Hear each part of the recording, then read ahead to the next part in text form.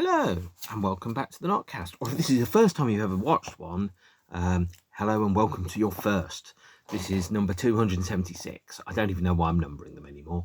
And about twice a week, sometimes a little bit less, sometimes a little bit more, depending upon how interested I am or how interesting I think I'm being. Don't quite know how interesting anybody else finds this.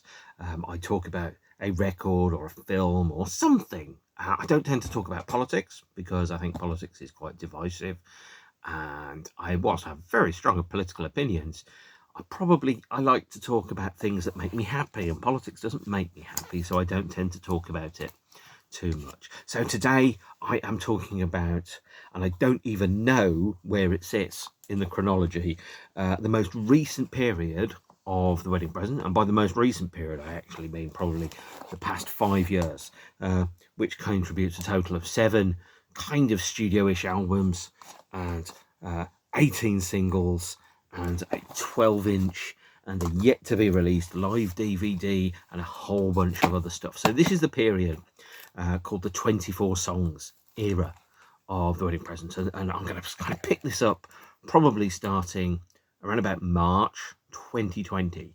And I think we all remember what happened in March 2020, although how easy it is to forget that we had that whole COVID period and all those lockdowns and everything that went with it. And so therefore what I thought was going to happen in 2020, like a lot of people, didn't quite happen the way that I thought it was going to be. So I thought going into 2020 I had about 20-30 gigs lined up, loads and loads of albums were going to come out. I was going to go and see Suede on their Coming Up tour. I was going to go and see The Wedding Present at Tunbridge Wells. I was going to go and see The Twilight Sad at Barrowlands. I've done all of those things, but they generally tended to happen about 2 years later. So instead, the whole world kind of turned itself upside down instantly, and we had to stay home. Or, as the Wedding Present albums released in 21 and 22 had it, locked down and stripped back. By the way, this is Doris McGedge, and this is this is Melanie's cat, I believe, although I don't know the name, so I can't tell you what that name is.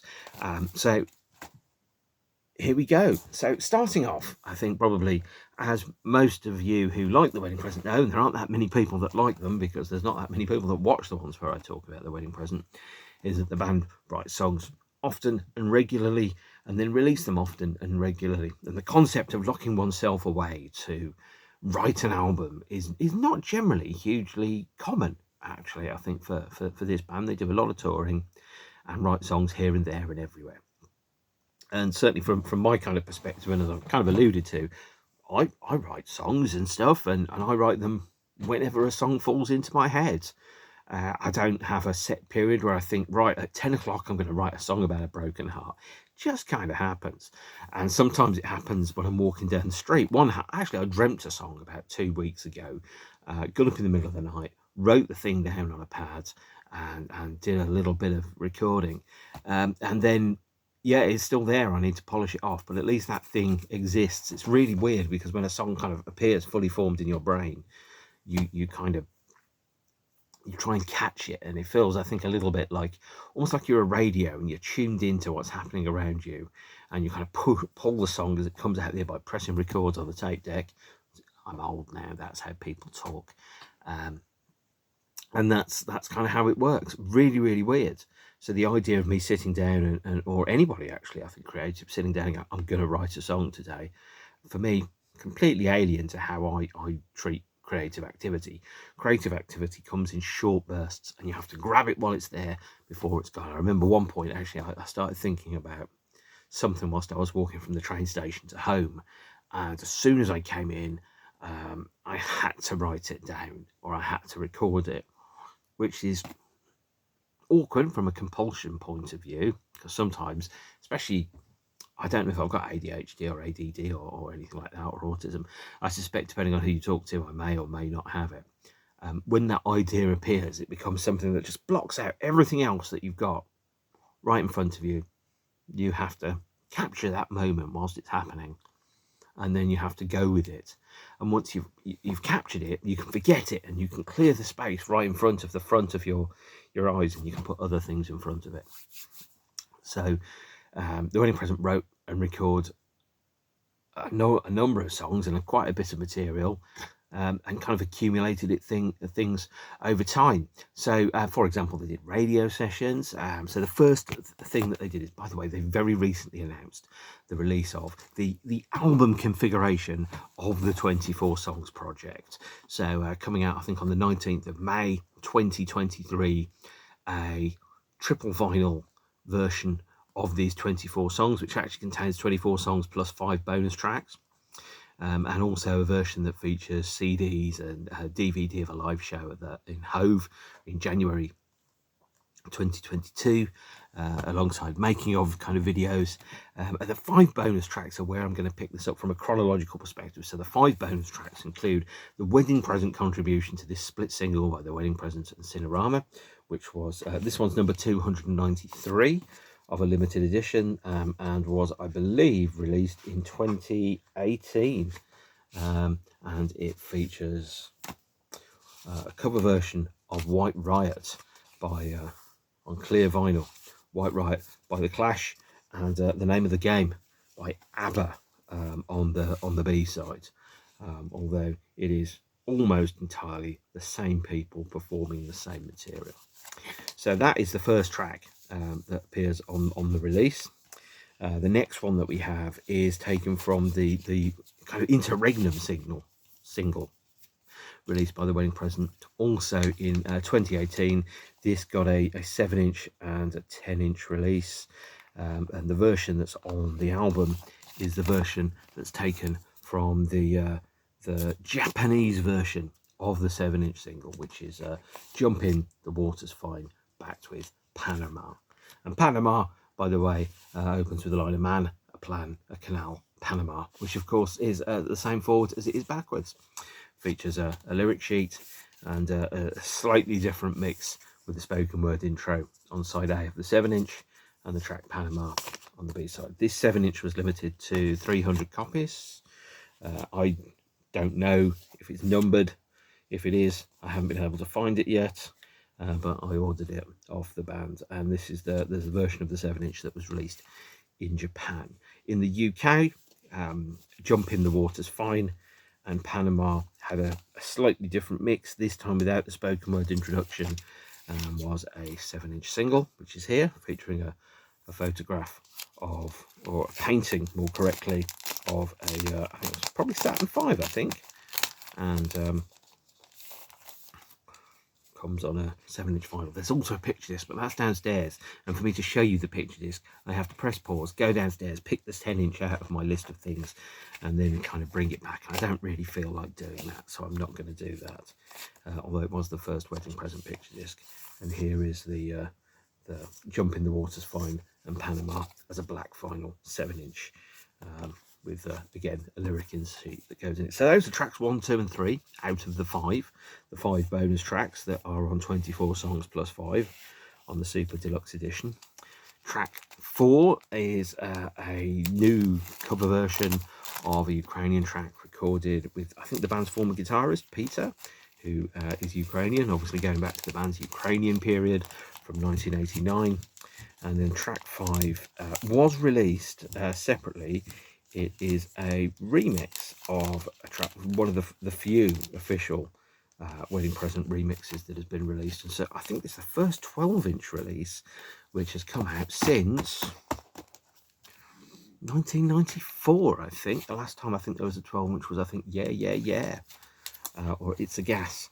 And that is this 12-inch here, numbered, limited to 200, which features the Utah Saints remix of We Came From the Sea, and on the B-side, the radio edit of We Came From the Sea, a stamped kind of sleeve there. This was numbered to 200. This is number 110 out of 200. It sold out very, very quickly, and was released in a way to release, or more correctly, raise funds for the Hummingbird Refugee Project. So even though I did say earlier I don't like talking about politics, if you know where to look, You can kind of work out what the band's politics or political opinions generally tend to be, but I don't tend to like bands that are really obvious and just go, oh, this is our politics, vote for me. I mean, much as I love, well, actually I don't, much as I respect the work of Roger Waters, his work has become increasingly political to the point where it started to drown out the rest of the signal. And certainly his most recent album, Is This the Life We Really Want?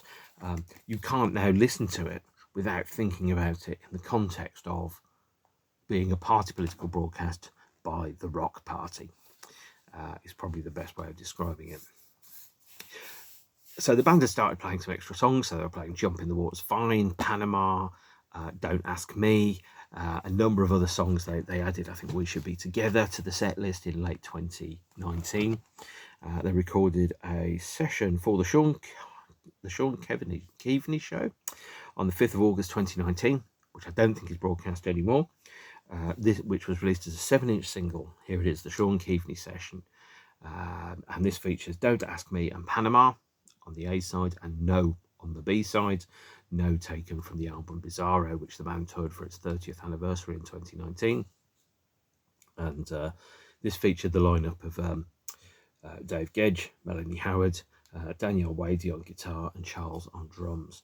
And that lineup came to an end at the close of November 2019, and we had a new lineup which featured John Stewart of the Sleepers, the definitive sleeper bloke who joined the band on guitar. And I've got to say, getting John into the band was a great move for a number of reasons.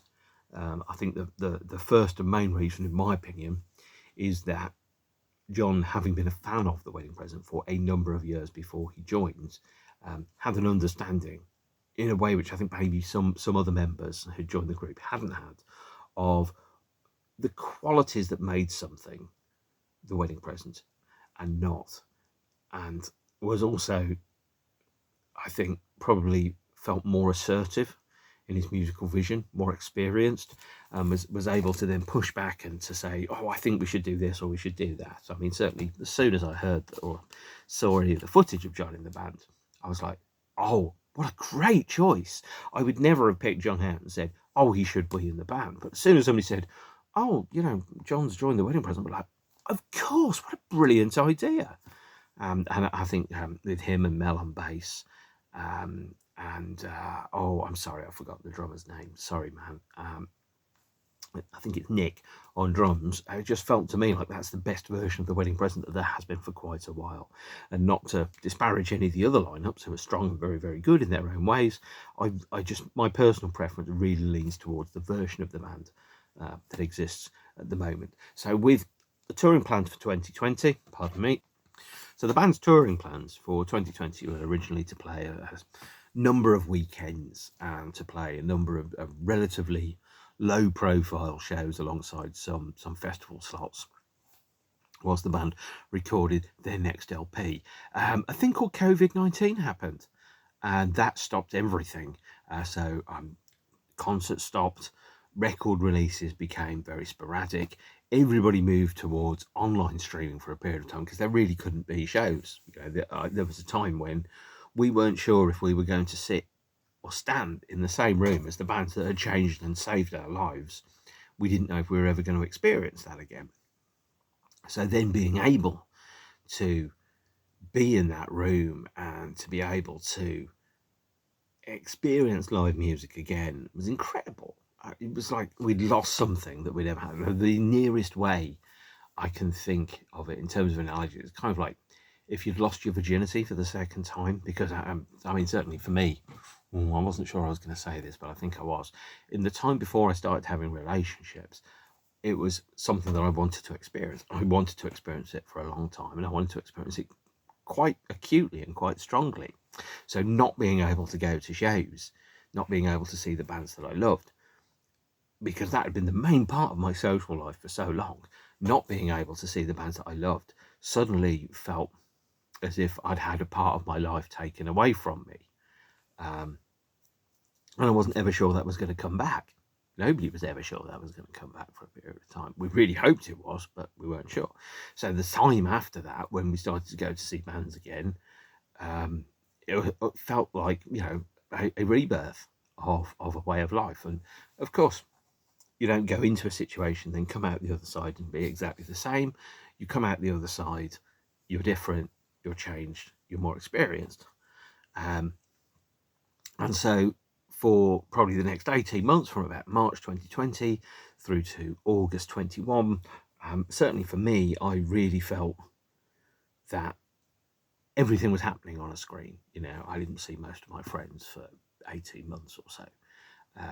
The Wedding Present moved to having online concerts and appearances. So they did a thing called At the Edge of the Sofa, which happened in 2020 and 2021, which was normally their 2-day set of shows at the Concord 2 in Brighton.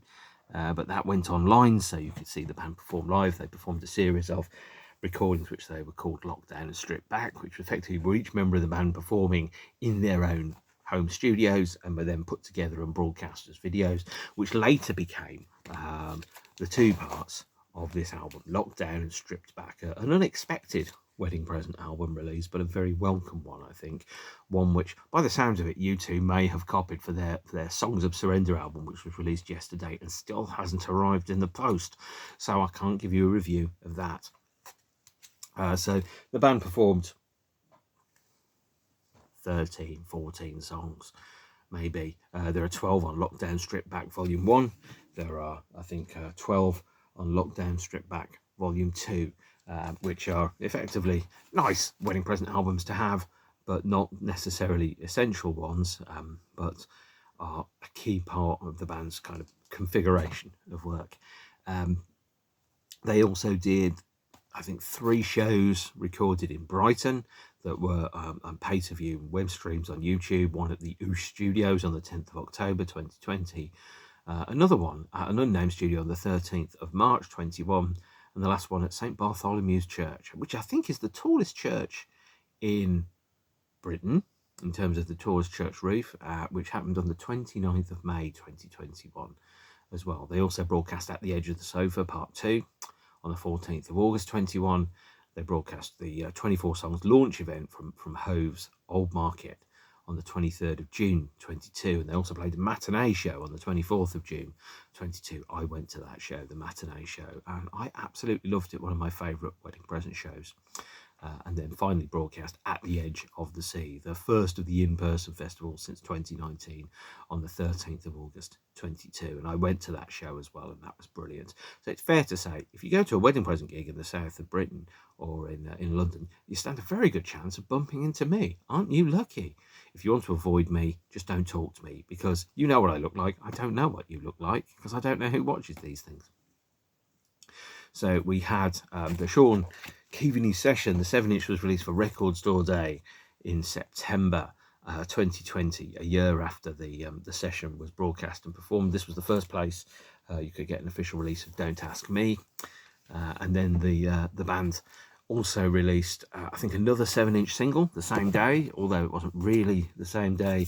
It was a 7-inch of tracks from an upcoming album. So it was the XX EP, featuring David Gedge singing with Sleeper on the track Mr. Kiss Kiss Bang Bang, one of the rejected James Bond theme tunes, alongside versions of Diamonds Are Forever, Goldfinger and Moonraker. And this formed part of the compilation album that was released on CD and double vinyl,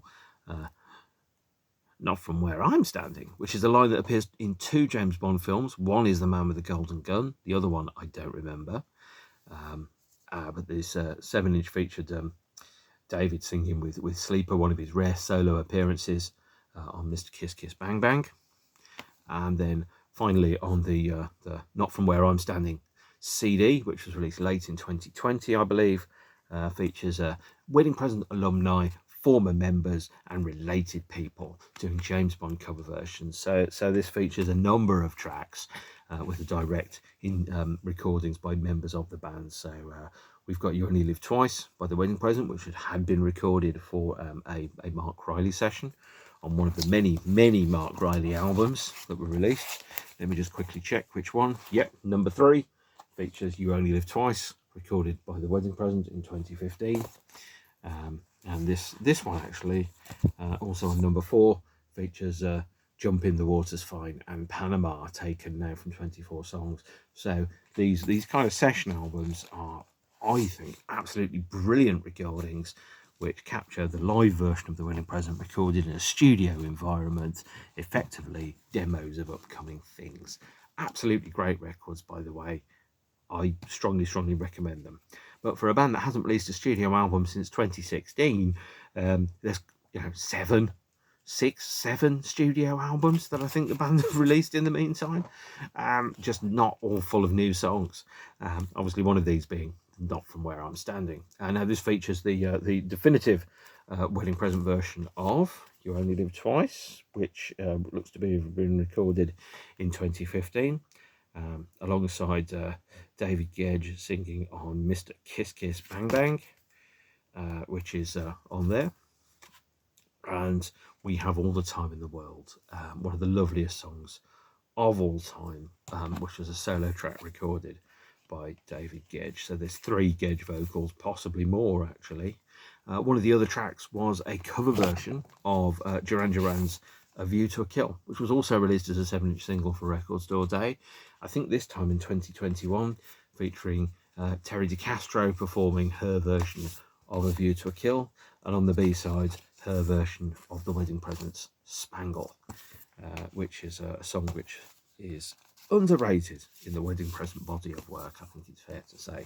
I have strong opinions about Duran Duran, if you know me. If you know me in the real life, although one could argue the internet is real life as well, you will know that Duran Duran, or at least a company which featured a member of Duran Duran on its board of directors, bought my very favourite nightclub stroke pub, the Barrel Organ in Birmingham, in mid-1992 and closed my favourite goth club. So I have not yet forgiven Duran Duran for that. Old Habits, Die Hard. Maybe that should be the name of one of these Die Hard movies. Instead of A Good Day to Die Hard, or Live Free or Die Hard, the last one should have been called Old Habits, Die Hard. And but you know, they didn't, did they? Absolutely not. Why would they do that? Because that would have been a good thing to do instead of the terrible Die Hard number 5 movie which we did actually get. Nonetheless, Not From Where I'm Standing is the closest thing to a kind of like a Wedding Present solo album, I think it's fair to say, which features recordings in a James Bond theme from every member or many past members of the Wedding Presents. And this 7-inch is a nice way of getting a more affordable vinyl option if you just want Mr. Kiss Kiss Bang Bang, sung by Mr. David Lewis Gedge. 2021 was a strange year. We were still half in lockdown, half out. We had the release of Lockdown Stripback Part 1, featuring Doris McGedge. Vinyl editions of it came with a CD. This is the Indies version of the album, which you could get from independent record shops, which came on a gorgeous pink shade of vinyl. There, absolutely love it. It features on the sleeve art there some lovely little pencil drawings of you know, a Dalek, a pile of books, some toy soldiers, a tub of Gedge wax, a camera, and a duck. And there's just this lovely kind of homegrown, homespun kind of feeling to it, which tied in with, you know, the fact that even though we couldn't be together, we could at least watch the stuff happening. I think Lockdown and Stripback Volume 1 and Volume 2, lovely little records. Really love them, actually. Just an enjoyable, very valid way of exploring a way of remaining creatively alert and alive in the midst of lockdown. There's Doris McGedge, by the way, who is an emotional support dog. And this features 12 tracks. So it features recordings or re-recordings and rearrangements in an acoustic style of A Million Miles, California, Cinerama's Starry-Eyed, the first album appearance of We Should Be Together. Also, You Should Always Keep in Touch with Your Friends, Granada Land, You're Just a Habit That I'm Trying to Break. So that's a new track. Crawl, Sports Car, which I think was sung by Melanie, Dear Caught in the Headlights, one of the best wedding present songs there is, Blonde, and of course my favourite dress, which everybody likes apart from me, because I think that period of the band, whilst very good, is also very overrated. And then there was At the Edge of the Sofa Part 2, in August 21, which was then released in 2022 as Lockdown and Stripback Volume 2, featuring Catty McHoward there. This is again the Indies version, this time pressed on a gorgeous purple shade of vinyl, featuring a photograph of Robbie the Robot from Forbidden Planet, and on the back what looks to be a picture of a building and some kind of woodpecker. So it's nice to know. Again, very similar to part 1, acoustic re-recordings, again with the band of John Stewart, Melanie Howes. Terry DeCastro appears on parts of it, drums by Nicholas Weller, and again, it's not an essential record, but I think it's a very nice little release. Just a lovely way of giving you something new to listen to. This features re-recordings of Brassneck, No, Cinerama's Careless, Nobody's Twisting Your Arm, What Have I Said Now, Perfect Blue, most people's favourite wedding present song. Everybody Thinks He Looks Daft.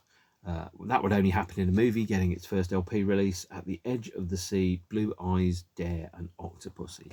I think this is a really great little record, actually. These two albums, I really enjoy these two records. I think they're very interesting and enjoyable little spins around a slightly different side of the band.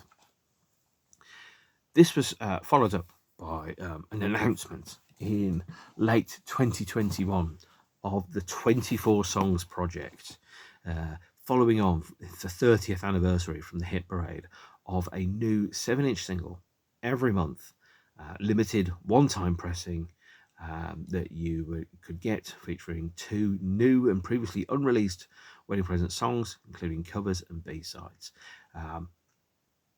Not all of the songs had been written by the time that they started and announced this project. The songs were recorded in batches. Everything, the sleeves were printed in advance. They hadn't decided necessarily what the A and B sides were going to be. But you bought a copy every month. You got a subscription. You got the box, which came with it. And you got a postcard as a contribution and a thank you for your participation in the project, a sponsor's greeting for 2024. You might get, for example, a postcard or a Christmas card from the band. So, for example, I got a thanks note from David. I got a thanks note as well.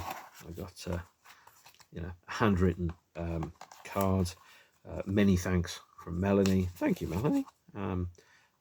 Also, notes from Jessica and the people that worked at or are part of the band's wider configuration, and a note announcing the Seamonsters beer and the 30th anniversary tour, including a show that I went to at Tunbridge Wells Forum on the 5th of May 2022, and again a signed postcard. So there was plenty of little benefits and bonuses that you got as being part of the subscription model. It's always nice to get a Christmas card of somebody whose records that you've bought. Although, of course, if I hadn't bought the records, I would have got the Christmas card. That's not really the point. The whole thing about 24 Songs is it really felt like it was a project made out of passion and commitment, and because there's these, I think the 7 inches were limited to 2,400 copies, which isn't that many, all things considered. And they weren't expecting to set the charts alight on these in much the same way as the previous versions of the songs on 1992 were in the charts for a week. There we go. And each one of the 7 inches came in a with a thanks note that was normally signed by Melanie. This one wasn't. This one's probably rarer, actually. A hooray there, a woohoo, a note from Give Us a Clue Records, that were the record label, a merci, a number 9 there. Oh, actually, I've got 2 number 9s. A UFO. This one presumably went with science fiction, by the way. And then a last one, number 11. So I think this was a brilliant period, actually, to experience this. Every month you would get 2 new wedding present songs, and you didn't know what those songs were going to be. Sometimes there were songs that were played live. Sometimes there were songs you didn't even know existed until they were announced. The first one, released in January 2022, We Should Be Together, which is a duet with Louise Weiner from Sleeper. And We Should Be Together is it's an unreleased Sleeper song, although now it has been released. And it was backed with Don't Give Up Without a Fight, which had been played live in 2019 as well, by the way. And We Should Be Together is, I must admit, I'm completely biased when it comes to this. I think wedding present songs, they haven't written a bad song in a long time. In fact, probably my least favourite wedding present song, at least the least favourite of the more recent ones, are probably Brass Neck and Kennedy. Probably Kennedy because it's impersonal in terms of its lyrics, and Brass Neck because it's played live so much. If it wasn't played live so much, and I've seen quite a few gigs where I haven't played it, but it's a song that everybody remembers, and it's kind of like, The Size of a Cow or something. It's a very good song, but it's been overexposed. It's that kind of song, and if you're like me and you spend a lot of time listening to the bands that you love all the time, and the live recordings, and the bootlegs, and when they play a new song live only once, and it's recorded by a Seamonsters, and it's stuck on YouTube, and I end up being the guy that watches 20% of the whole of the times that's published on YouTube. I've heard those songs a lot because, frankly, as you've probably worked out, I have no inner life whatsoever. My inner life consists of chocolate cats and music, and that is the things that I'm obsessed with. And so I spend a lot of time listening to, thinking about, writing about music. So there we go. So Don't Give Up Without a Fight, B-side, first recorded or first performed, I think, in 2018. And also played on a radio session, so I listened to it a lot. It was first broadcast on the Mark Riley session in October 19, and We Should Be Together was first, I think, made public with the lockdown Stripback session in 2020. So both of those songs, by the time they'd come out, I've been listening to Don't Give Up Without a Fight for 2.5 years by the time it came out, and We Should Be Together for 1.5 years. Not that I minded. I'm very happy to get official recordings of them. Single 2, and this again follows the Brutalist artwork, which comes with all of the singles, by the way, that were photographed on One Down a Trip by Jessica, and what a lovely set of photographs that we have amongst all of the single releases. This is I Am Not Gonna Fall in Love with You. This is one of my very favourite wedding present songs. I think two of the songs in this series would go in my top 5 wedding present songs of all time, and I Am Not Gonna Fall in Love with You goes in that list, by the way. It is,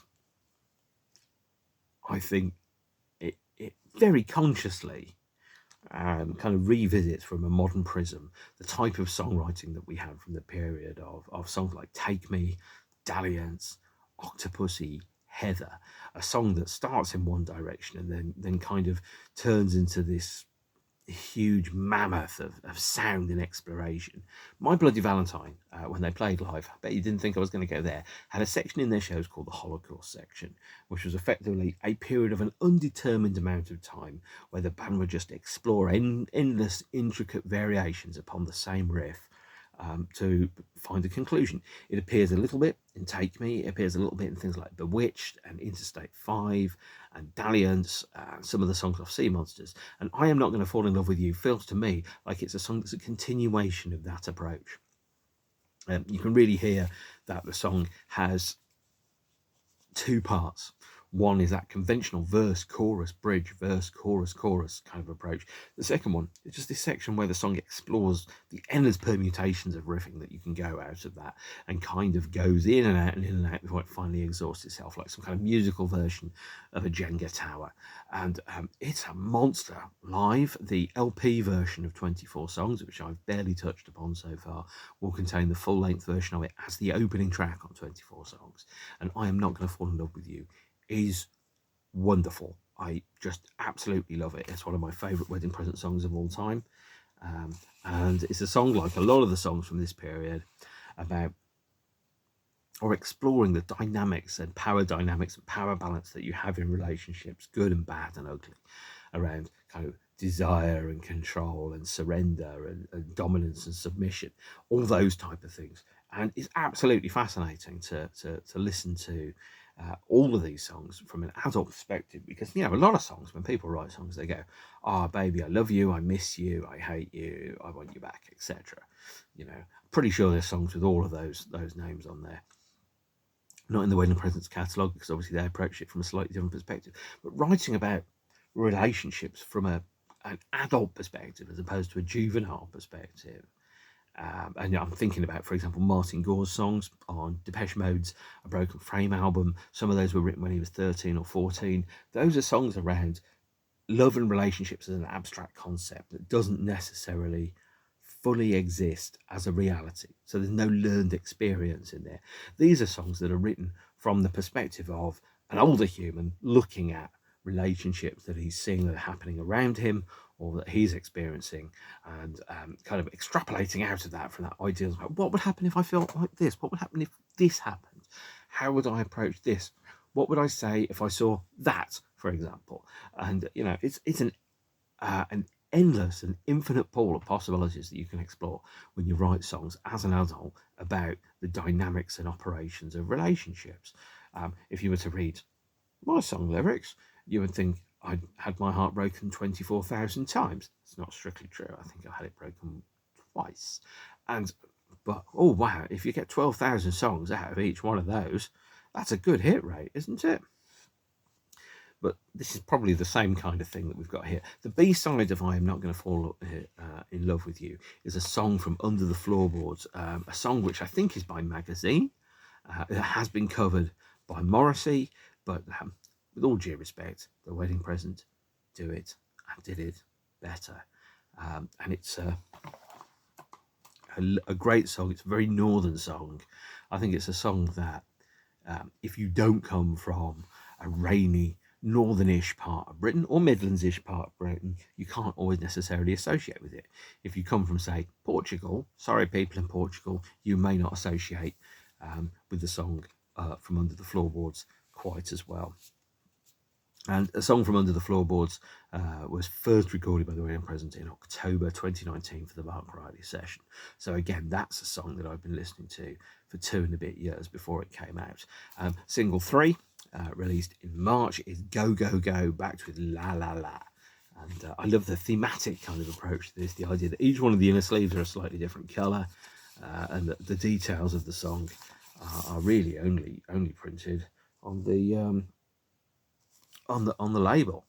So Go Go Go was originally performed in, I think, 21 on one of the lockdown kind of live sessions, and La La La was originally performed in 21 as well during one of the lockdown sessions.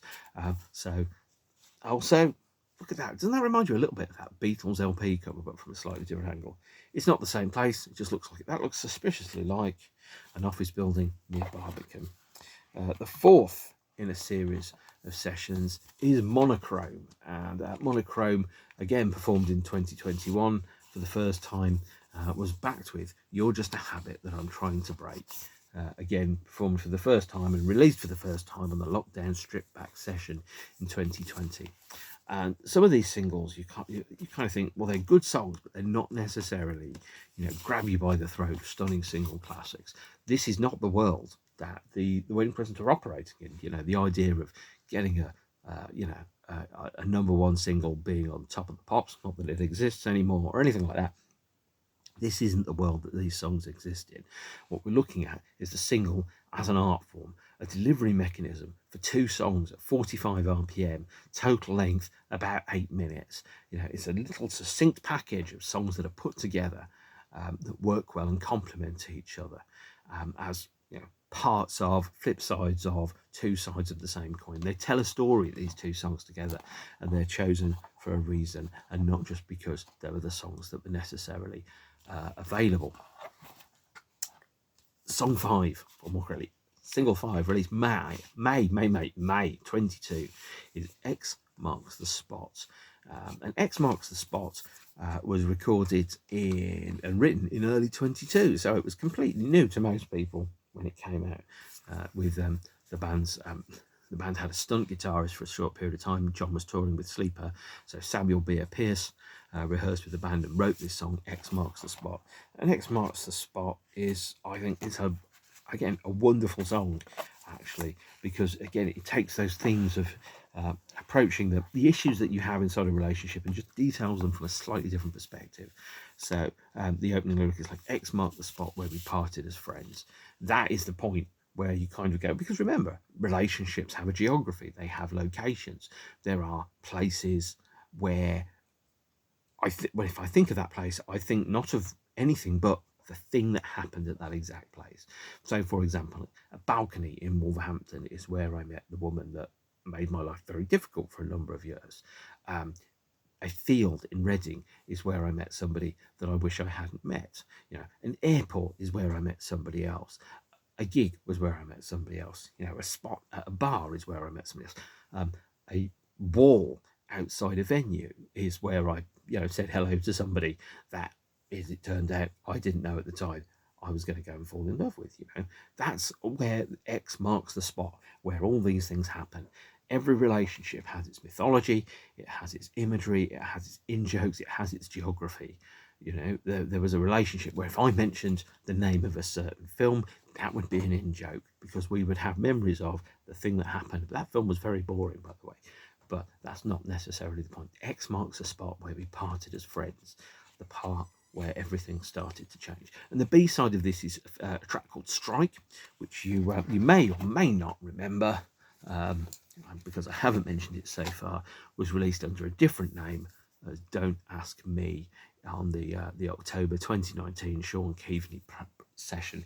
It was retitled, the lyric was rewritten a little bit, and it was called Strike. I saw the wedding present in this month, May 22, with I think Samuel back on guitar, and I deliberately kind of stood underneath Samuel because I think he's not going to play with the band every time. John's going to be the guitarist I'm going to see most of the time, but I wanted to experience Sam back in the band for a few shows. They played Seamonsters in Form at Tunbridge Wells. They played some extra songs. They're never bad live. In fact, I've probably seen the worst wedding present show of all time,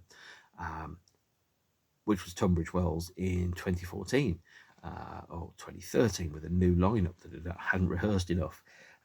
And aside from that, every show I've seen has been brilliant, solid, strong, and well packaged and well put together.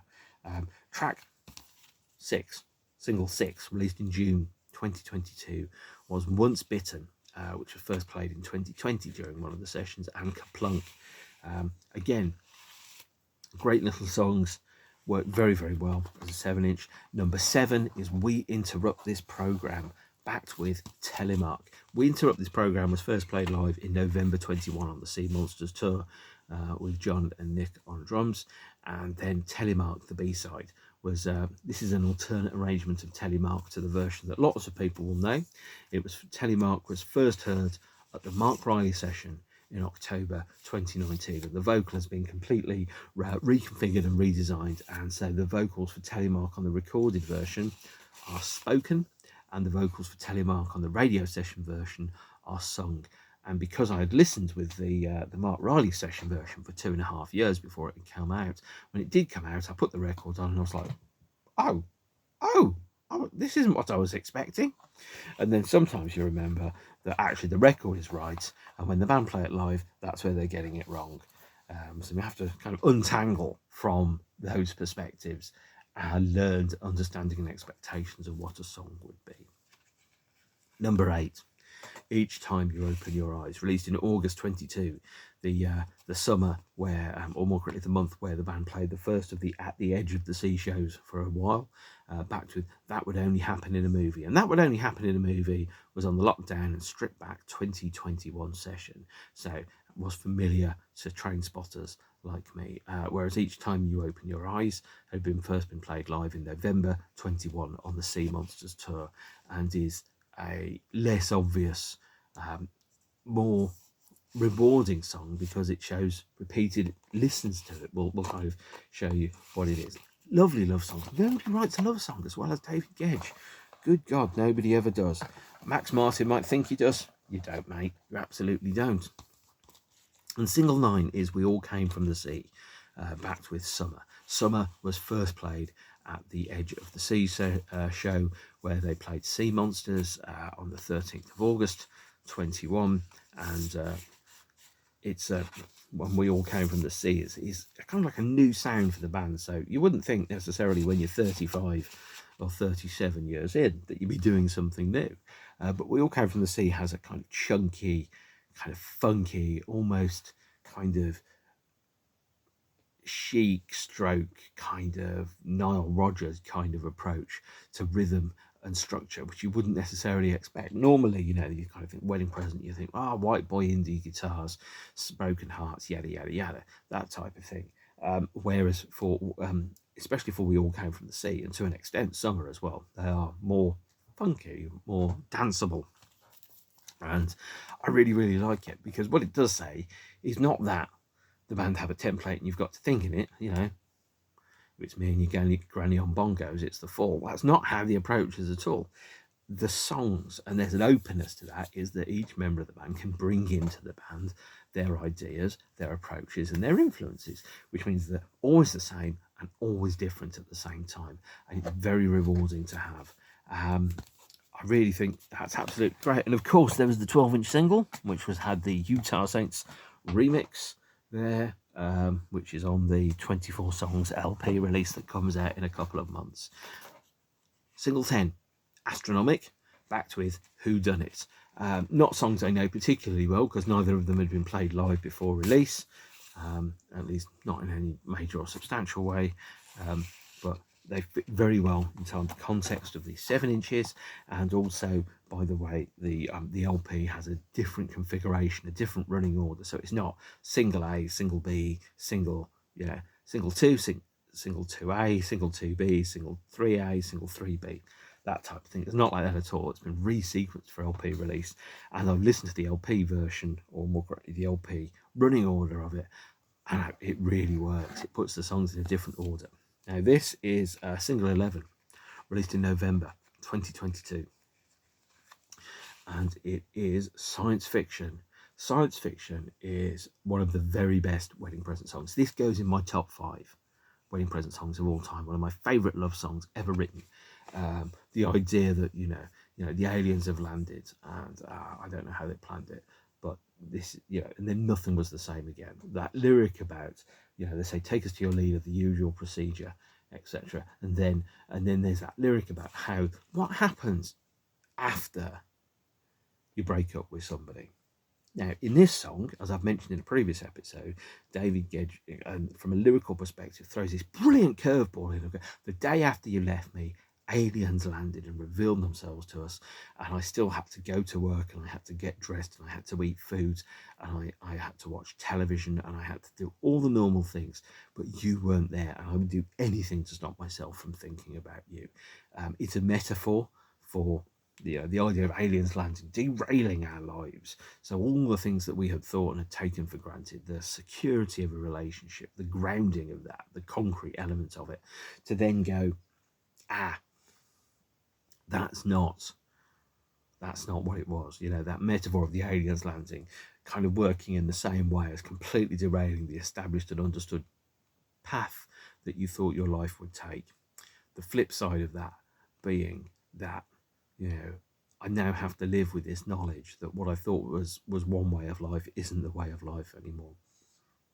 And I would do anything and everything to stop myself from thinking about you. It's just one of the best love songs of all time. If I was doing a cover versions album, I think Science Fiction would be the wedding present song that goes on it. And it's backed with Plot Twist, which was first played live in April 22, so I have seen them play it live. And then the last song 12, released at Christmas, The Loneliest Time of Year, backed with Memento Mori, which unbeknownst to anyone was first played live in April 22, but later became the name of the upcoming Depeche Mode album released on Friday. And the Loneliest Time of Year is just a wonderful, lovely, silly song around probably one of the most Christmassy songs I've ever heard, but it doesn't do it in a smolchy way. I like a Merry Christmas Everybody, or whatever that song is about the people fighting in World War I with that stupid horn thing that came from the 70s that I always used to listen to every Christmas. It's a mature, clever song about what is it like to be single at Christmas, and doesn't it really suck? And that's the loneliest time of year. And that was, probably the most apposite, the most appropriate of wedding present singles to have in Christmas as a song around what's it like in the loneliest time of year to want a relationship, or to want to be with somebody, or to have your heart broken and to know it's not really the way it's going to be. So we have the 12 singles inside the box that made 24 songs. And then in February this year, 23, the release of 24 songs as a triple LP and a double CD and a deluxe box set that came with 3 vinyl discs of coloured vinyl and a DVD and 2 CDs and a book and a making of was released and announced. One more, it was announced, but it's not released. It's not out yet for a couple of months. And I'll do a review of the album when the album comes out. Now, if you are perhaps cost conscious, you could say, oh, it's a rip-off that I paid for 12 singles, and now you're releasing it as an album. I could have waited. And you could have waited, and you had the option to wait. All of the stuff was released as streaming for free. It's inevitable that a physical release of the album configuration of 24 songs was going to come out. In fact, it was pretty much made pretty clear right from day one that that was going to happen eventually, but it was going to take some time.